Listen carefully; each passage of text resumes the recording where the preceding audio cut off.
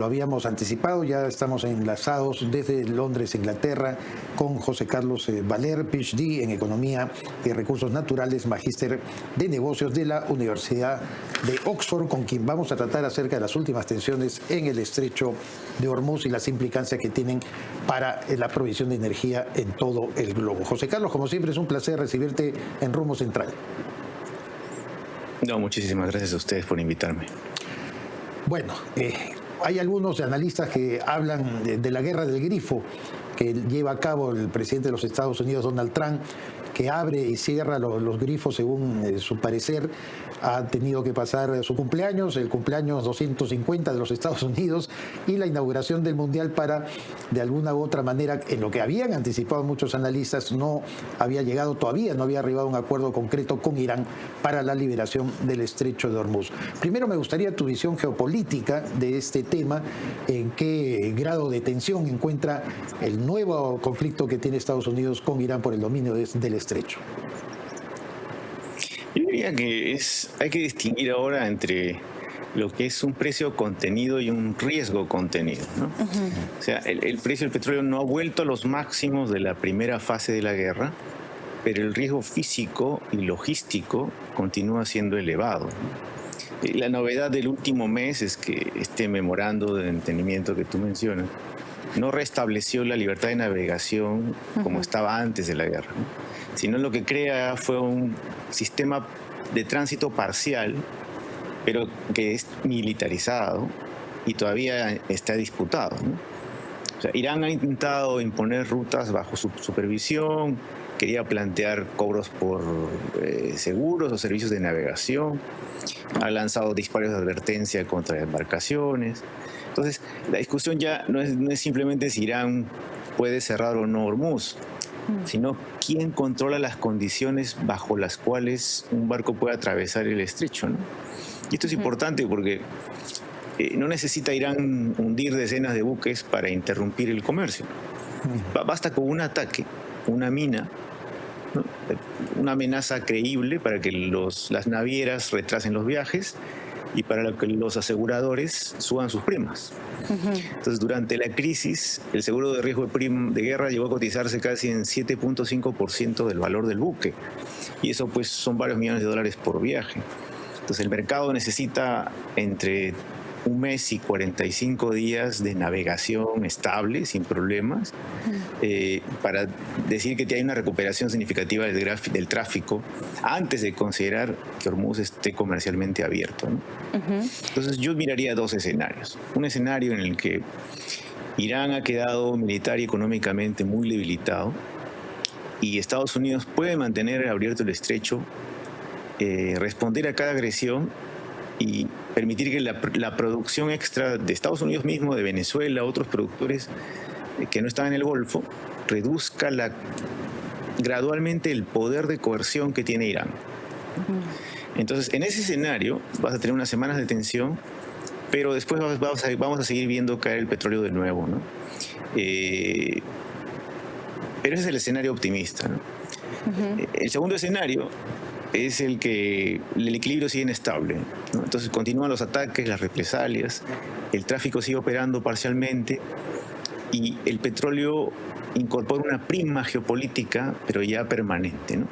Entonces el mercado va a evitar una escasez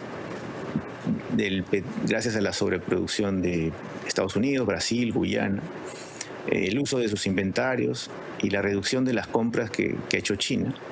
Sin embargo, no va a regresar plenamente a la normalidad porque recuperar toda la logística puede tomar varios meses, ¿no?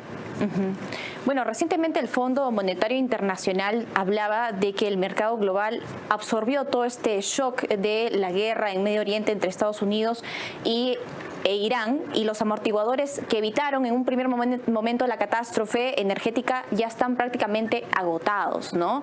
Se habla de que los que han quedado en Irán lamentablemente son radicales, son grupos radicales. No se sabe todavía quién está en control en el liderazgo y por lo tanto se menciona que por esta razón Estados Unidos no sabe con quién negociar. Lo cierto es que el estrecho de Hormuz continúa como centro de la crisis. Sabemos que este estrecho concentra casi el 20% 50% del petróleo mundial. Se habla de rutas alternativas, pero ya muchos especialistas indican que no pueden competir con el estrecho de Hormuz, que si permanece cerrado va a traer consecuencias de mayor escala a nivel internacional. Sí, yo creo que... pero lo que sí es cierto es que también no estamos nuevamente aún ante una crisis energética mundial, ¿no? Pero tampoco ante una volatilidad puramente temporal. El riesgo relevante es que Hormuz permanezca parcialmente operativo y permanentemente amenazado, ¿no? Entonces va a mantener la energía cara durante varios trimestres. Y eso es un problema de inflación en general para el mundo y sobre todo para Perú, que depende es importador neto, ¿no? ¿Venezuela va a cumplir algún papel en todo este tránsito, José Carlos? Tú has mencionado algún dato que es importante y cierto. El aumento de la producción estadounidense coloca también al gigante del norte en una capacidad negociadora mucho más fuerte y menos dependiente, por supuesto, de lo que ocurra en el estrecho de Hormuz. ¿Pero Venezuela tiene algún rol desde tu perspectiva? ¿Cumplirá algo importante? Si vemos un escenario prudente, Venezuela puede añadir gradualmente algunos ciertos miles de barriles diarios, ¿no? Y eso ayuda a reducir esta prima de riesgo que hablábamos al inicio, ¿no? Sobre todo en lo que es crudos pesados, ¿no? No obstante, sería insuficiente frente a una interrupción de varios millones de barriles diarios, como es la del Golfo Pérsico, ¿no? Entonces, Venezuela puede convertirse en parte del seguro energético del hemisferio occidental, si se quiere. No va a reemplazar al Golfo Pérsico, pero su impacto será relevante en reducir los márgenes del mercado, ¿no? Sobre todo en los crudos pesados. Pero no una sustitución inmediata de Hormuz. Va a ser gradual porque es un país que estaba prácticamente destruido en su industria petrolera. Poco a poco va a ir retomando, pero eso depende también de las condiciones políticas, ¿no? Las compañías petroleras no van a invertir únicamente porque el precio es alto. Requieren licencias, estabilidad, acceso a equipos, financiación. Entonces, si esas condiciones son reversibles, las empresas preferirían maximizar la producción de activos existentes antes de comprometer el capital de largo plazo en Venezuela. Ahora, si hablamos del oro, sabemos que se está consolidando en medio de toda esta volatilidad internacional como uno de los principales activos de refugio, ¿no? En un escenario marcado por conflictos a gran escala, geopolíticos, de incertidumbre económica también y decisiones de política monetaria de los principales bancos centrales. ¿Cuál es tu perspectiva de la cotización del oro hacia finales del próximo año? El oro nos ha dejado una lección importante, ¿no? La guerra no siempre hace subir el oro. Desde el inicio del conflicto con Irán, ya el oro ha caído como 22%, ¿no? Pese a que el riesgo geopolítico ha aumentado. Entonces, la razón es que el shock energético eleva la inflación y lleva al mercado a anticipar tasas de interés más altas en Estados Unidos. Entonces, cuando suben las tasas de interés reales, ¿no? O sea, tasas de interés nominales, pero descontadas de inflación, aumenta el costo de mantener un activo que no paga intereses como el oro, ¿no? Entonces, para proyectar el oro hacia el 2027 hay que vigilar dos fuerzas. La primera es estructuralmente favorable, porque tienes a los bancos centrales que siguen diversificando reservas desde el 2022, sobre todo los países que son hostiles a Estados Unidos, ¿no? Entonces sus compras, muchos países han aumentado sus compras para reducir su exposición al dólar y al riesgo de sanciones de Estados Unidos. Esta demanda oficial crea un soporte, un piso, que antes era menos importante. La segunda fuerza es la financiera, porque el oro necesita que las tasas de interés reales dejen de subir. Entonces, si la Reserva Federal con su nuevo jefe mantiene una política restrictiva, es decir, empieza a subir las tasas de interés para evitar la inflación, y el dólar continúa fuerte, el oro va a permanecer bajo presión, incluso con conflictos geopolíticos. Entonces, un escenario central para el 2027 podría ser una recuperación en un rango de $4.500, $5.500 por onza, ¿no? Entonces, pero eso supone que las compras de los bancos centrales continúan, que la economía mundial pierde algo de dinamismo y que la Reserva Federal empieza a bajar sus tipos de interés en el 2027. O sea, que no haya la expectativa de la inflación. En un escenario alcista es que la Fed se sienta tranquila, baje rápidamente sus tasas o que haya una nueva escalada geopolítica, ¿no? Entonces el oro podría superar los $6.000 la onza.